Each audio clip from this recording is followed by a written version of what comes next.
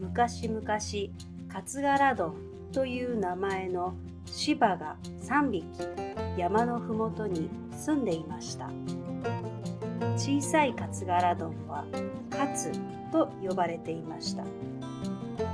中くらいのカツガラドンはカツオと呼ばれていました。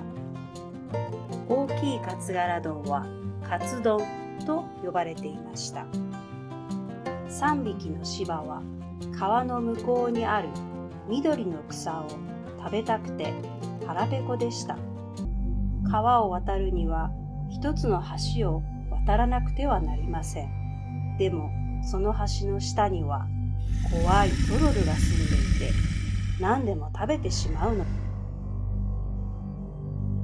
一番小さいカツガラドンが最初に橋に近づきました。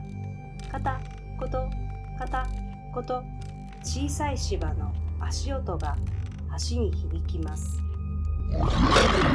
トロルが叫びます。誰だ、俺の橋を渡っているのは。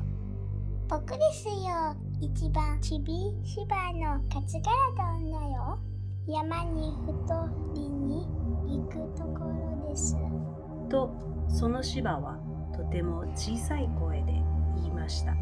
よし、貴様を人飲みにしてやろう。と、トロルは言いました。食べないでください。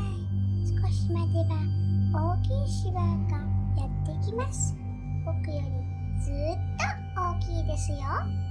じゃあ早く行けとトロルは言いました。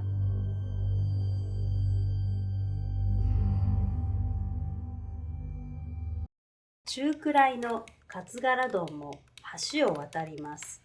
ガタゴトガタゴト。トロルがまた現れて、誰だ、俺の橋を渡っているのは。中ぐらいのカツガラドンだぜ。この橋の向こう側に行くぜ。では貴様を食べてしまうぞ。とトロルは言いました。ちょっと待ってくれよ。大きい柴のカツガラドンがやってくるぜ。そうか、それなら早く行けとトロルは言いました。最後に一番大きいカツガラドンが橋にやってきました。ガタンゴトンガタンゴトンガタンゴトンと橋が鳴りました。トロルが飛び出して、一体全体何者だ、俺の橋を渡っているのは。俺だ、大きい柴のカツガラドンだ。よーし、それでは人飲みにしてやるぞ。とトロルが怒鳴りました。さあ来い、肉も骨も粉々にするぞ。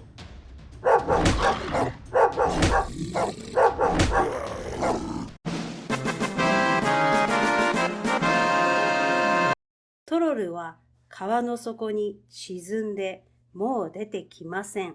それから3匹の柴のカツガラドンは川の向こうの草原でお腹いっぱい草を食べて幸せに暮らしました。